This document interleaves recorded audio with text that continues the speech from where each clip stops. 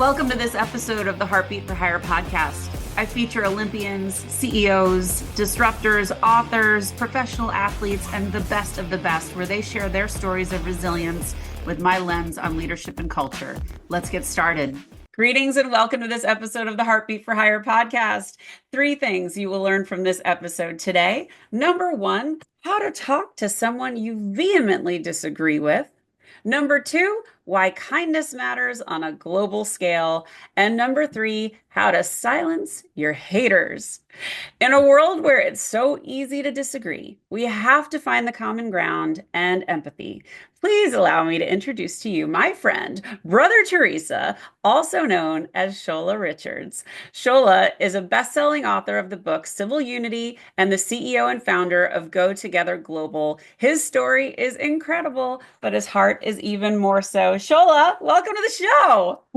Let's go, Lyndsay Dowd. Thank you for having me. So pumped for this. And we're trying to make this happen for a while, and then we Yes, finally made this happen because our schedules are so crazy, but so I'm grateful to be on the pod. I'm so happy you're here. I think this could not be a more appropriate discussion at this time in our life. So I always start the show the same way. Could you share a little bit of your story?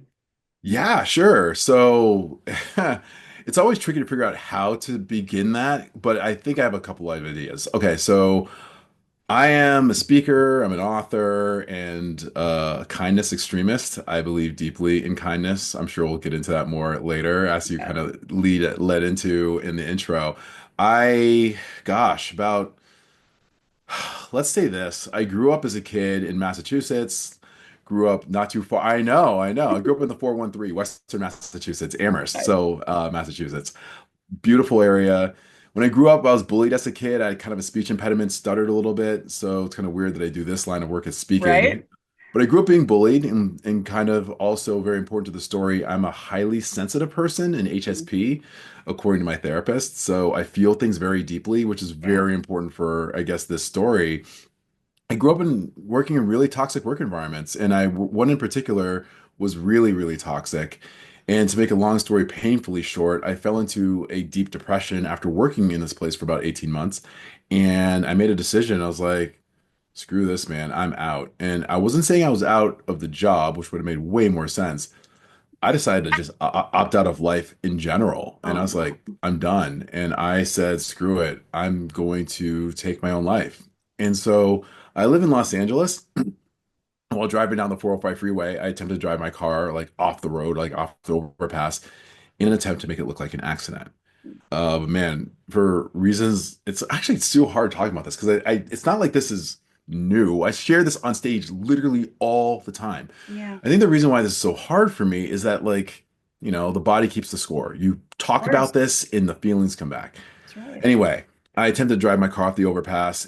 Guardrail held. I came back in incoming traffic, and I have spent the better part of the past 20 years trying to unpack what happened in that moment. But more importantly than that, I decided that I'm giving the rest of my natural life to ensure that no one in this beautiful country of ours or in this world has to deal with that level of toxicity in the workplace ever again. So I dove deep into kindness and civility. Why the hell can't we treat each other better? I Yeah. sit there and you know this, Lindsay, from your history. You're a woman who worked in tech for Yeah. crying out loud. Yeah. You know what this is like. I mean, Shola, my reason for being is the same as yours. That's why the show is called Heartbeat for Hire. I lived a lot, not all the same stuff as you, but I lived a lot of that horrible leadership, that Yep. horrible treatment of people, and there is a better way. And that's why I built the show. So keep going, keep Well, sharing. It's so that's the good. hope because the really bad, toxic people in workplaces, they're not very strategic, right? Yeah. The only tool that they have is a hammer. And if you only have a hammer, then everything starts looking like a nail over and over again, hammering people. They're Yeah. good at one thing though, which sucks for us, is they're good at managing up. And that's Yes. something that we have to Oh, kind of I talk about navigate this all the around time. Yeah. because they don't know how to have conversations with respect and kindness. They're very transactional. And because they're transactional, they use their transactional skills to get the people above them to give them the cover they need to destroy lives. And so I really want to do everything I can going forward to make sure no one has to deal with that craziness going forward. I could not love this more. You are like the male version of everything that is in my heart when you talk about this. So this is absolutely why I wrote my book, why I started this show. So gosh, you are in the right place. Okay, so right now we are in this really divisive time We where are I thought things were fine. Sorry. Great, totally great. Yeah, so we're in this divisive time where people have taken on this us versus them, or you versus me, or that's not the way I see the world kind of mentality. And I think it's done a lot of damage. And it's so easy to fall back in that I don't see the world that way. I'm dismissing. And it could be even a family member, someone close to you, and someone you always had respect for, and you just shut them down because you think their views are different. What do you say to that? And what do you recommend for people that are thinking that way? They're probably not listening to the show, but You'd be surprised, Lindsay. I mean, because I think oftentimes there's a lot of folks that are stuck in this incredibly polarizing world that we're in right now. yeah, And there's so many ways to address this. One of the things that I often think about is that the need to have to agree with someone on everything before engaging in civil conversation is an exercise in futility and immaturity. yeah, You're not gonna be sharing the world with everyone who sees the world the way you do. I get it, right? You just can't do that. So that's the first thing. We have to be able to accept that as truth. mhm, Secondly, though, I'm not saying that you should be spending time with people who are hateful, mean, and bigoted or whatever in the sake right, of like, let's just be civil. Screw that shit. I'm not trying to do that. If yeah, you're hateful and you're a mean person and you actually are trying to devalue my existence on this earth, it's kind of hard to find common ground with that type of person, no, right? I mean, yeah, However, I think in the daily, everyday stuff that we see, or hey, I believe this and you believe that, let's find a way that we can communicate and let's just make it as real as possible. If we're talking about really polarizing stuff, right? Politics, yeah, abortion, yep, conflict in the Middle East, immigration and southern border, whatever you want to, whatever thing causes you to have some sort of really strong response, I think we have to engage people into challenging them to communicate with civility and respect. One thing that I do is I set ground rules. So I was riding from home from the airport with a driver taking me there after an event, and he wanted to get into politics. And no, so, you're like, great, here we I'm go. like, good Lord. I'm like, I just finished talk. I just want to sit here and like just zone out and just like, Play some Candy Crush. can we play some Candy Crush? Just a little bit of something, some Angry Birds. Remember that? Like just I do. something. Good Lord. But anyway, he wanted to talk politics. And Mhm. so and we had differing politics. So I was like, hey, before we go forward, and this is what I recommend this for anyone who's struggling with any divisive thing. Before we go forward, can we agree to stay respectful even if my view on the matter is different from yours? Mhm. So this does a few things, right? So one, I'm challenging you Yep. because I'm saying, hey, these conversations can go off the rails very, very quickly. 100%. So, in order that we don't do that, can you ensure that we stay respectful even if my view is different from yours? Now, the beautiful part about this, Lindsay, is now the challenge is back in his court, right? He can do a few things. Screw that. If you're not down with my candidate, then you're an idiot. Okay, well then conversation's over and I can put on my headphones and just wait to And get to my scene. right. Then we're done. Scene cut. Second, or it could be like, hey, really? You have a different view? Then at least, hey, but can we be respectful about it? It's like, cool. Here's my thought of the matter. He actually chose B. He's like, hey, cool. Yeah, sure. Happy to listen. And I shared my thoughts. He didn't agree with them, as I didn't agree with his. But at least I was respectful and say, Yeah, hey, listen, cool. It was amazing. You voted this way. I voted this way. And we're still getting out of the car and we don't hate each other. Is that right. amazing? He was like, Shocking. it kind of is. And Shocking. he shook my hand afterward. I shook his.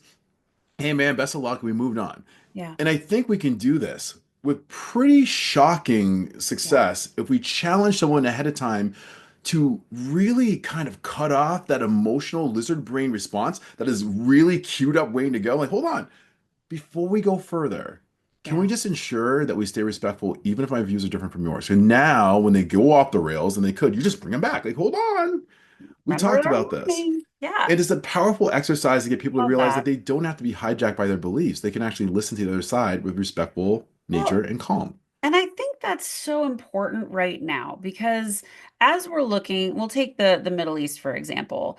This is not a black and white situation.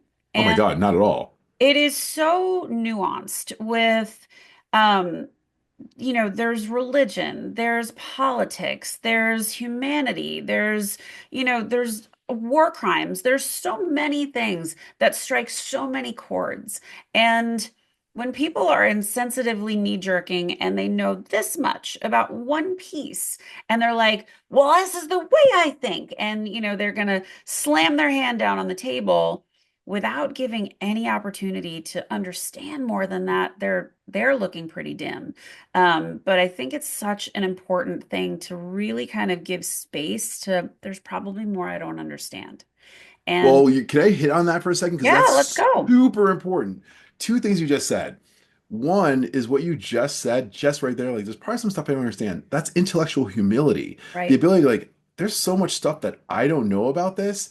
And if you present me with information that may run counter to what I believe, I'm open to listening to it. Like, oh my yeah, God, that's good to know. yeah, The one thing using the conflict in the Middle East, that's a great example of people who it's super nuanced, right? So you can right, take a little slice that affects your life and then use that as to kind of case the whole argument. yeah, When someone is coming at you, it doesn't have to be the conflict in the Middle East, it can be politics, it could be any right, polarizing issue. sure. One thing that's worth checking is like just be like when they come with really hardcore opinions, it's like just ask them, how do you know that to be true? I love that. Because you'll be shocked or not with how I few saw a people TikTok. have receipts to back up their claims, right? They're like, Yes. well, my favorite news anchor on my cable news station at 8 p.m. said so. Well, that's Yeah. not good enough, buddy. Like, No, and can your you one really go TikTok deeper? that gave you 30 seconds of information does not Yeah. make you a scholar on the It does not. topic. No, it does not. But I think that's why I wrote Civil Unity, Yes. because I really want people to go deeper into this idea of critical thinking, intellectual Right. humility, and really looking at information, not just at face value, but going deeper and understanding the biases that drive our opinions and our thoughts and logical fallacies that cause us to go in really Yeah. random places. I want people to think better because if they think better, they'll act better. If they I act love better, we that. can have a better world. I That's think the the hope. first time I was introduced to critical thinking, I think it was in middle school. And, Mm, you know, it was really important. It was an important concept to bring about that intellectual humility and say, okay, I'm learning about this topic, but the operative word is learning. yes. And unless you have a PhD on a specific topic and you've done hundreds of thousands of hours of research on it, there is shit you don't know. Oh, That's just yes. the Facts. reality. And even the Yes. PhDs, there's shit they don't know. Correct. So I think for anybody to kind of have that, arms crossed stance of, I'm an expert on this, or I'm Jewish and therefore I know. Like, you can't, I'm Jewish, I can say that, but like, you can't die on that mountain because there's No, more to know. And no. it's the fastest way you're going to shut down a relationship or a conversation or not learn anything. And can you So, imagine working with these people too, Lindsay? I mean, these people are in workplaces too. Like, I know everything. And I mean, God, I used to work for a narcissistic boss who was miserable and made my life a living hell, and she knew everything. And so that challenge of like, is there maybe another way that we could look at this? I Mhm. couldn't even have those conversations because she was so far gone. So it's like, I get it, but in order for us to change the world, because often people say, well, Shola, yeah, I get it, and you get it, but what Yeah. about Greg? He doesn't get it. He's an asshole. He doesn't get it. And I was like, Yeah. you should be telling this to him. I'm like, no, no, no, no. We'll deal with people like Greg later. Yeah. This is about you and me, because we have to model this behavior in order for other people Right. to consider doing it themselves. And that we can't expect people like Greg, who have low emotional intelligence, to be like, one day I need to be more, intellectually humble. I need to critically think Greg more. is not going to Greg's not arrive at doing that. that. That's not how Greg rolls. So it's up to No. us to build a model of this behavior first. That's right. I love that. And I think modeling behavior, we talk a lot about it as parents and, being the example that you want your children to be. And many parents, I've been there too, where you don't act like you would, want a leader to act. You just kind of yell at them because I said so. And instead of saying, well, let me tell you why, blah, blah, blah. I think it's a really easy way to kind of skate through life and you're not really doing the work. Mm-hmm. But when you can kind of step up and say, I'm going to be the leader I always wish I had. Yep. I'm going to do things differently. I don't want to be the smartest one in the room. I never did. And when I built my teams, I wanted a diverse roster of people. I wanted people from different backgrounds that could bring ideas to the table that I could learn from. And Correct. our mutual friend Andrew DeGood, he's like, I never want to be the smartest one in the room. I feel the same. I Same. love to surround myself with people that make me level up. Mhm. And when you can kind of look at life that way, you get attracted to people with different views who are going to teach you. So I love this. So you had a really exciting opportunity and you got to speak to the House of Representatives. Can I you tell that did. story? Sure. Yeah. It was fascinating. So in 2021, there was a now defunct committee called the Select Committee for the Modernization of Congress. It was beautiful, right? It was totally bipartisan. So at the time, the Democrats were in control of the House of Representatives at the time in 2021, but they decided to have this committee that was truly bipartisan, six Republicans, six Democrats Right. working together. And it was what was so cool about this is that it was so when we look at Congress, it just seems like a dumpster fire, right? It's just a friggin' it's insanity over there. Yeah. But these 12 lawmakers all were able to come in good faith and be like, we know that this is a dumpster fire. We know this is bad. Mm. We have to extinguish the flames. We have to do something to make this better. So during the hearing that I was in, they brought a leadership expert, a Mhm. teamwork expert, and a civility expert. Love Presumably, it. the last one was me. And we're going to sit together and talk around ideas around how we can really pull Congress out of this toxicity that it's been in for years. What I walked away from is something that I hope anyone listening to this podcast can walk away from too, because you see so much dysfunction on Capitol Hill, and there is. But the ones who are super dysfunctional, those are the ones that you see running to their favorite cable news station, be like, look what I said, look what I just said. And then they're putting their 10-second soundbite out there for their fundraisers to get some fundraising dollars for their next election. Mhm.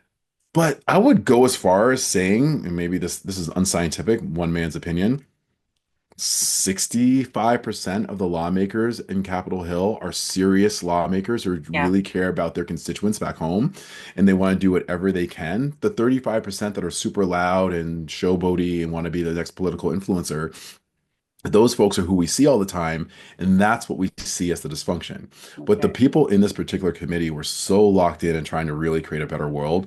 Love I it. walked away very inspired. And I was like, this is great. There's people here who get it.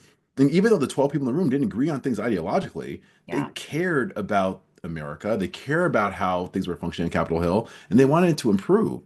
And I think we'll get there, but it's going to take a while. But I Yeah. I mean, there mean, are people who want to do the right thing. I go back in the day of, in the 80s, the early 80s and late 70s, you could disagree with the Hmm. person that you were trying to pass laws with, but you would go have scotch afterwards, or Yeah. you would go and have a barbecue at their house afterwards with your Mm. families. And that camaraderie and fellowship seems to have been lost. Well, it's over. It's really sad, and it's really disappointing. I'll tell you a little story.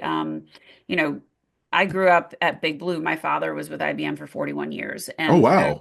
yeah, my family did 105 years at Big Blue, so quite a Oh my legacy. gosh, that's I know. wild. But I grew up in that culture, and back when I was a little kid, there was these branches. So I was from a branch in New York, and all of the people at the branch, you knew the spouses' names, you knew the kids' names. They would rent out an amusement park, and everybody would come. We'd dress up, and we'd go and spend the day together. And it was such a special time. I didn't know that this wasn't normal, but I thought this was like, oh, this is business. This is fun. But I saw so much diversity. I saw so many people that my father's two secretaries were blind, Oh, and that was freaking wild. And I thought that was normal. Um, and so to be exposed to this possible world of this is how business can look was really inspiring. But even as a little kid, I just felt welcome. I felt safe, and I felt like, oh, Dad, are we going to see the other kids from the branch anytime soon? Like that was really cool. We don't do business like that anymore. But No. when you think about how different everybody was, and it was a really diverse population of people, but coming together was wild. Now, my husband's father was also an IBMer, and he had Oh, the exact same experience in New Jersey. So I'm not talking about like an isolated case. Like this yeah. actually was the way it was. And um, pretty cool. I wish we could get back to that. I And think we can though, Lindsay. yeah, let's talk about that. I think we have to. I mean, when you think about where we are now, it's pretty dark for sure. But, as my mentor would tell me, cry hard, just don't cry for long. Like, Right, okay, it sucks now and things aren't ideal, but right, it's like, so now what? So now we got to do something, right? And I think about I have two daughters and I want to make sure that I give them a world that is kinder to them, more civil to them, more respectful for them. right, And I know that if I sit on the sideline, if everyone thought this was impossible, what type of world would we be living in right right. now? We can't shut down. We have No, to do better. no. And so, what's the challenge that you want to give to the listeners of the show? Like, give them something that you want them to try to do to Oh be better, gosh. put themselves out of the comfort zone. Let's Oh, do I have it. so many. Okay, so Give them I'll three. give you. You know what? I'm gonna focus on one really big one because this is a Okay. big one that's really scary for a lot of people. Okay. I got to set this one up though, if it's okay. So Yeah. my challenge is for people to stand up to unkindness when they see it. But let Yes. me kind of explain what this means. So oftentimes people use the words kind and nice interchangeably. Yes. They are Not the not the same. same thing. Mm-mm. So nice by definition means just being polite and agreeable. And hopefully we can agree that's like a super low bar, right? Super low. The worst friggin' human being you know can We'll say hold the please or door for thank you. someone. Yeah, right. They will. I mean, they're not they can do that. They can Yes. make that happen. Kind people by definition are demonstrating through their actions that they genuinely care about another human being. Right. And it's so much harder than niceness, right? Kind Yeah. people have very difficult conversations. Kind people stand up to intolerance. Kind Right. people give a shit about issues that don't affect them personally. Like these are things that real kind people do, and they do it all the Mm. time. And on top of that, when you have, I guess the best way to kind of encapsulate this, nice is something that you do, kind is something that you are. Yeah. So, Love with that that. set up, let's explain why I talk about standing up to unkindness. I, sh- I shared a situation on LinkedIn relatively recently where years ago, I was in a department store and this woman was ahead of me in the checkout line and she was screaming at this guy because an Xbox was out of stock and she's like cursing this guy probably is like 19 years old. This woman was old enough to be his mom, Mm. cursing at him. He was a little overweight and calling all these fatso and awful names. Just Oh. really sick, gross stuff. The reason why I shared the story was not like because came in like some hero, like, Yeah. hey, you stop talking to that young man like that. No, Yeah. no, no. I shared the story because I sat in silence and did nothing. I Mm. saw it happen and I was too scared to do something. Yeah. And then when I thought I could move about my day and forget about this young man being eviscerated, I come back to my car and he's sitting in his car, sobbing in his car 30 minutes later.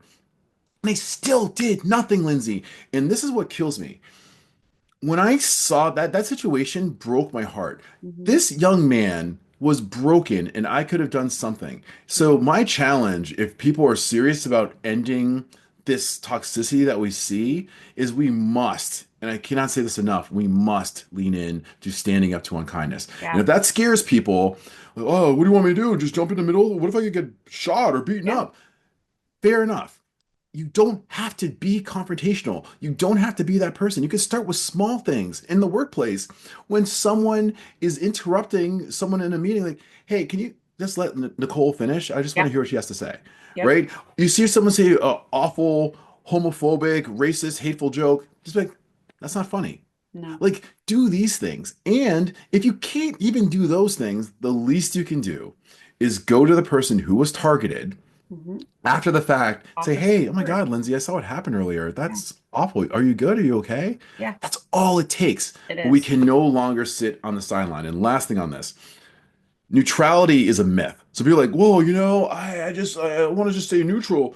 you're not, if you see something unkind happening, you're not on the fence. You're actively choosing You already know. unkindness. Yeah. Exactly. So if you choose to do nothing, you're choosing unkindness. So please, my challenge to anyone listening, Heartbeat Higher Podcast, just hear me when I say this. If you care about really making a kinder world, you need to stand up to unkindness and you need to do it today. I love that. And I will echo that challenge. I think that is the best way to live, the only way to live. And, you know, everybody has those stories of where they're going through their day, they're having a really hard time, and somebody does something kind and how it changes everything. It changes the way you see the world. It changes the way you see yourself. And I kind of operate from the mindset of I love to throw out compliments like candy. Same. And, you know, when you see someone who looks great, you know, hey, I love your haircut, or those are some fabulous sneakers. This is all superficial stuff, but you know what? It's letting them know that you see them, and Yeah, it's letting amen. it is so small, it is so easy, and it makes you feel better. It looks good on you. So, anybody listening to the show, go give compliments, give them out like candy. It's an easy, easy thing. So, And I'll throw another thing, yeah. encourage people when they're trying something new. I'm going to start a new podcast. I'm going to start a business. I'm going to do this. Mhm. Oh my God, you got this. Like everyone, well, let me tell you the 3 reasons why starting a podcast is terrible timing right now. Starting a speaking career? What? Oh, let me tell you why that will work. My gosh, be the person who offers encouragement because honestly, you'll be shocked at what people can do if someone just believes in them at the beginning. Yeah, I think I'll take that and run with that a little further and say build your personal board of advisors with people who understand you, who want Hmm. to see you win, and who are going to kick your ass in the best way. That's right. So they're going to be like, Shola, you're totally capable of a podcast. So go get it done. And if you need anything, I'm here, but I got you. Let's do this. I love And it. I think that vote of confidence carries so much weight. It's so wonderful to be seen by somebody and to but in order to do that you have to share, you have to expose your fears and talk about, I don't know if I can do this, and be vulnerable. It's okay.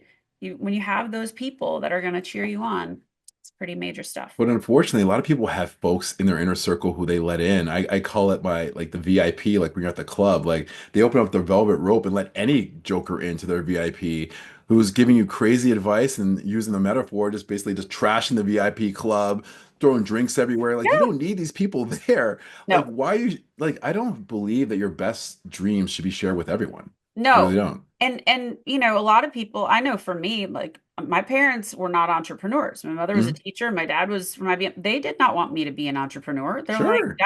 that isn't secure. That is where the like you're going to be destitute, panhandling on the street with your children. Like that was their view.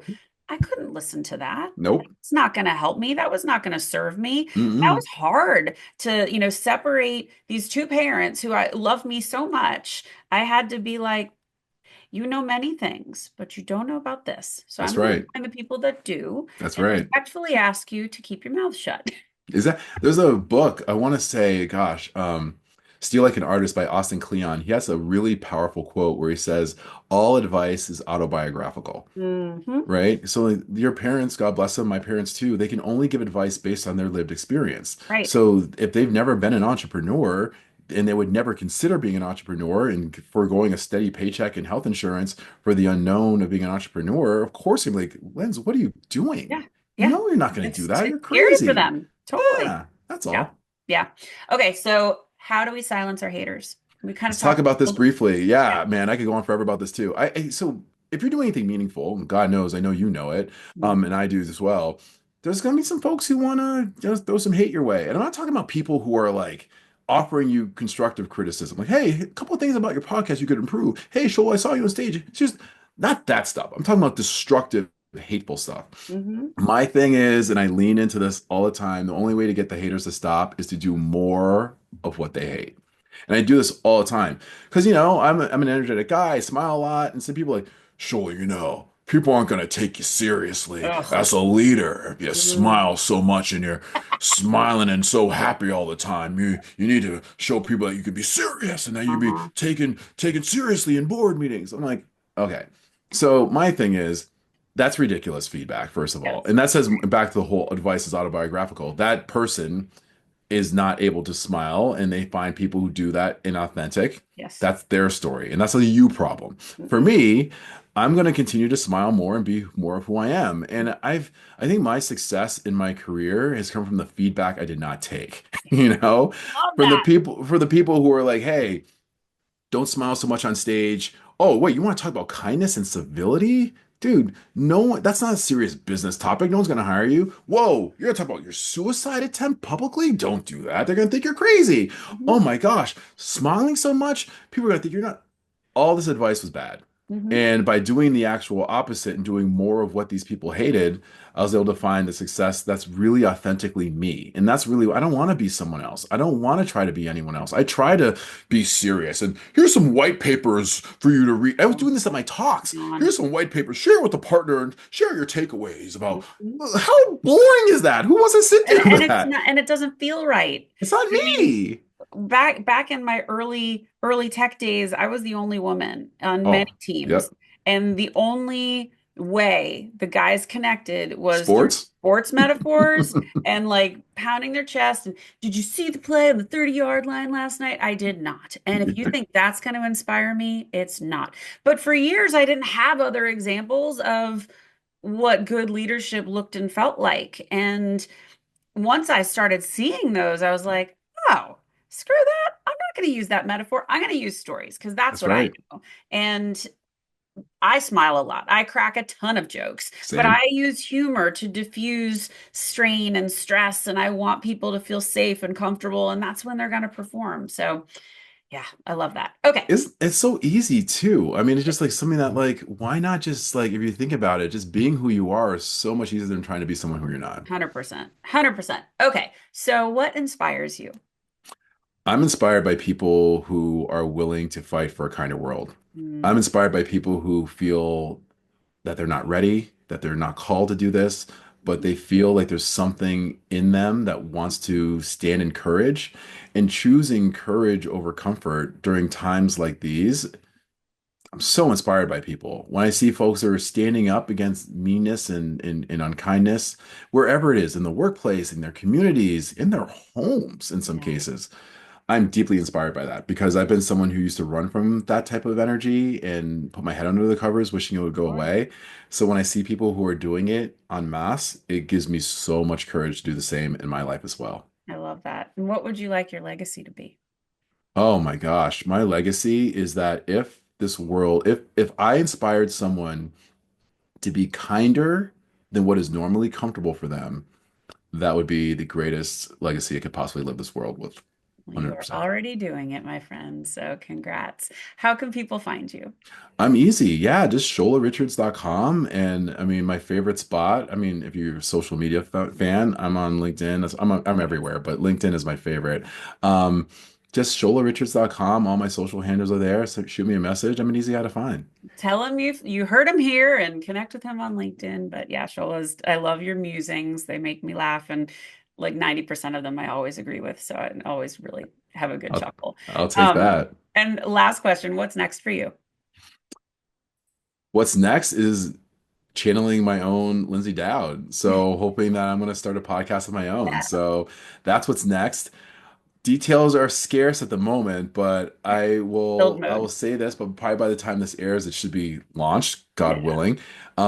Yeah, I'm hoping to call it the Kindness Extremist podcast. So Love we'll it. see. Got a lot of work to do before that ends up happening, but fingers crossed that by the time this airs, it will actually be out there somewhere. So I we'll will be see. cheering for you, my friend. I am so excited that you're going to do this. The world needs it. So, guys, I hope you liked what you heard today. If you did, please go subscribe to the YouTube channel. Tell your friends, go to Apple or Spotify, leave a 5-star review. They are so meaningful. Chola, it is my absolute pleasure to have had you on today. Thank you so much.